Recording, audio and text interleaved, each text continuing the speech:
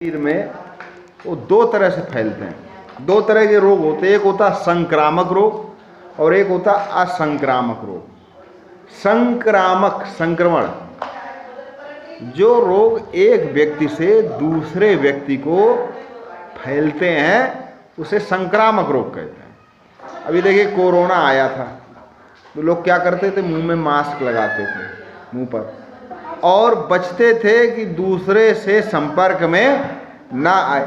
और किसी को अगर हल्का भी जुखाम खांसी हो जाता था तो उसे घर में एक कमरा दे दिया जाता था।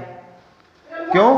क्योंकि वो रोग जो होता है संक्रामक रोग एक व्यक्ति से दूसरे व्यक्ति में फैल, अगर एक व्यक्ति को खुजली है त्वचा रोग है, दूसरा व्यक्ति अगर उसको छुएगा तो उसको भी खुजली हो जाएगी। ये तो है संक्रामक रोग, जो रोग एक व्यक्ति से दूसरे व्यक्ति में छूने से फैलता है या संपर्क में आने से फैलता है। ठीक है। और एक रोग ऐसा होता है जैसे किसी को कम दिखाई पड़ता है या उसको रात में नहीं दिखाई पड़ता, रतौंधी है, तो दूसरा व्यक्ति यदि उसको छुएगा या उसके पास में बैठेगा तो उसको ऐसा कोई रोग नहीं होगा, क्योंकि आँखों की रोशनी जिसकी कम है उसकी रहेगी। ऐसा नहीं कि दूसरा, हाँ वो आई फ्लू जो चलता है आंखें आ जाती हैं, वो संक्रामक रोग है। यदि उसमें आप किसी को देख भी लोगे उसकी आंखों की ओर तो आपको भी हो जाएगा। लेकिन जो रोग एक व्यक्ति से दूसरे व्यक्ति में नहीं फैलता वो असंक्रामक रोग होता है। ठीक है। अब देखिए जैसे कि पेट में कीड़े हो जाना, ये संक्रामक रोग है। कैसे? किसी व्यक्ति को पेट में कीड़े हैं, उसके मल से अगर वो खुले में शौच करता है तो अगर कोई दूसरा व्यक्ति उधर जाता है तो संपर्क में आने से उसको भी पेट में कीड़े हो जाएंगे। और पेट में कीड़े मालूम कहाँ से जाते हैं? पैरों के तलवों से। इसीलिए कहा जाता है कि नंगे पैर नहीं चलना चाहिए खुले में। ठीक है। तो देखिए अगर आप रोगों से बचना चाहते हैं, किसी भी प्रकार के रोगों से बचना चाहते हैं, तो सबसे पहला काम है वो है स्वच्छता। गांधी जी ने भी कहा है कि स्वच्छता में ही ईश्वर का निवास। आप पूजा करने बैठ गए और घर गंदा पड़ा, आसपास गंदा पड़ा, खुद नहाया भी नहीं।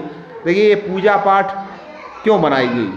इसलिए नहीं बनाई गई कि हम सीधे भगवान से जुड़ जाते हैं, इसलिए भी बनाई गई कि पूजा पाठ करने से पहले हम लोग थोड़ा स्वच्छ हो जाते हैं।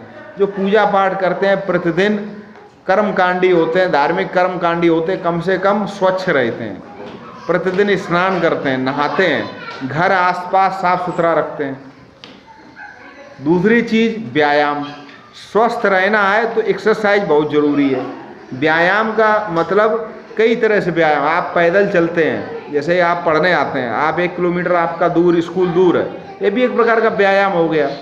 सुबह शाम टहलते हैं, कुछ हल्की फुल्की एक्सरसाइज कर लेते हैं। घर में औरतें चक्की पीसती हैं, अगर आप चारा काटते हैं तो ये सब व्यायाम का ही एक रूप। तो बैठे रहोगे तो बीमार पड़ जाओगे।